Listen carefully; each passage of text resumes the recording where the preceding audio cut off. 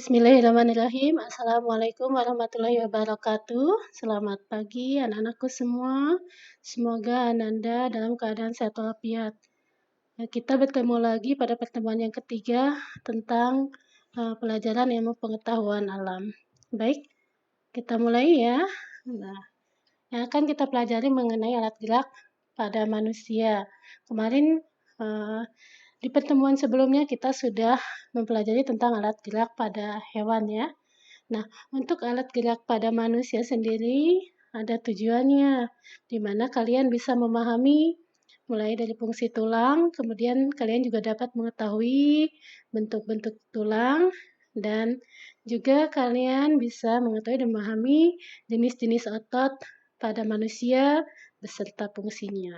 Oke, baik kita mulai ya anak-anakku. Nah, ini ada alat gerak pada manusia sama seperti alat gerak pada hewan.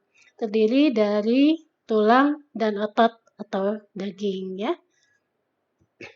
Nah, tulang sekarang. Tulang merupakan alat gerak pasif yang dimiliki oleh manusia. Fungsinya apa saja? Ada 4 fungsi.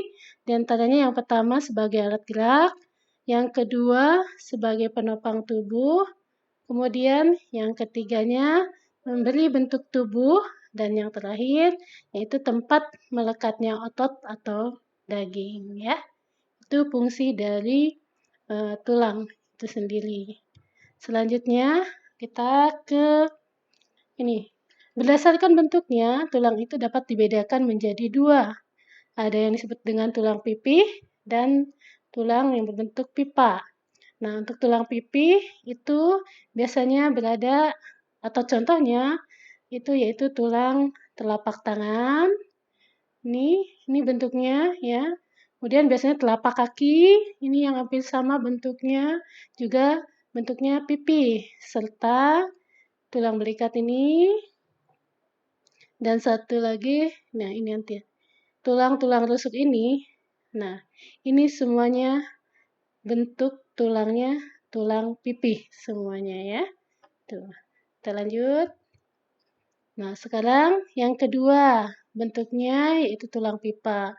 Biasanya pada bagian tulang paha ini ya, tulang paha, kemudian tulang lengan ini bentuknya berbentuk pipa.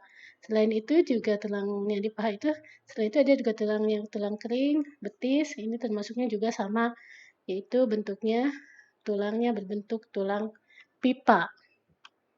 Oke anak-anak, selanjutnya tadi berdasarkan bentuk, sekarang berdasarkan zat penyusunnya ya. Zat penyusunnya itu tulang juga sama dibedakan menjadi 2, yaitu satu tulang rawan, keduanya tulang keras. Di mana saja terdapatnya tulang rawan? Biasanya di sini. Nah, di daun telinga. Ini tulang rawan dan juga tulang hidung bagian depan ini ya. Ini ada gambar samping. Ini kalau bagian dari depan. Kemudian yang keduanya tulang keras. Tulang keras itu biasanya terdapat di seluruh bagian tulang tengkorak. Ini ada tulang dahi, tulang baji, rahang atas, rahang bawah.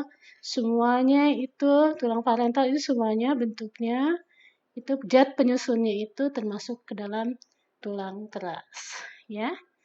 Dan lanjut sini. Nah, tadi yang pertama tadi alat geraknya berupa tulang dan sekarang otot. Otot merupakan alat gerak aktif pada manusia. Kalau tadi tulang merupakan alat gerak pasif pada manusia. Nah, jenis-jenis otot pada manusia itu ada 3 bentuknya. Ada yang otot polos, otot jantung, dan otot lurik ya. Sekali lagi, ada 3 jenis otot itu, otot polos, otot jantung, dan otot lurik. Nah, kita bahas dulu satu-satu ya. Sekarang otot polos. Apa sih fungsinya? Otot polos itu mampu menggerakkan organ tubuh tanpa kita kendalikan atau kita sadari. Misalnya pada lambung. Jadi tidak dikendalikan oleh sistem saraf atau otak. Nah, ini bentuk dari otot polos ini adanya di sini. Di lambung, di usus juga sama. Itu bentuk ototnya, bentuk otot polos. Nah, ini gambar otot polos. Yang titik-titik ini ya, Ini namanya nukleus. Nukleus itu artinya inti sel dari otot. Selanjutnya yang kedua, otot jantung. Kalau otot jantung jelas ya berada di jantung. Otot ini fungsinya yaitu menggerakkan jantung. Dan ini juga tidak dikendalikan oleh sistem saraf atau otak. Nah, ini jantung kita di sini ya, ini bentuk ototnya itu berbentuk otot lirik seperti ini nih gambarnya ya. Ini ada serat ototnya, kemudian ada inti sama seperti otot polos. Dan ada persimpangan antara sel seperti ini. Nih, kalau di otot jantung. Sekali lagi, otot jantung juga sama ya. Otot yang tidak dikendalikan seperti itu. Selanjutnya, yaitu otot lirik. Nih.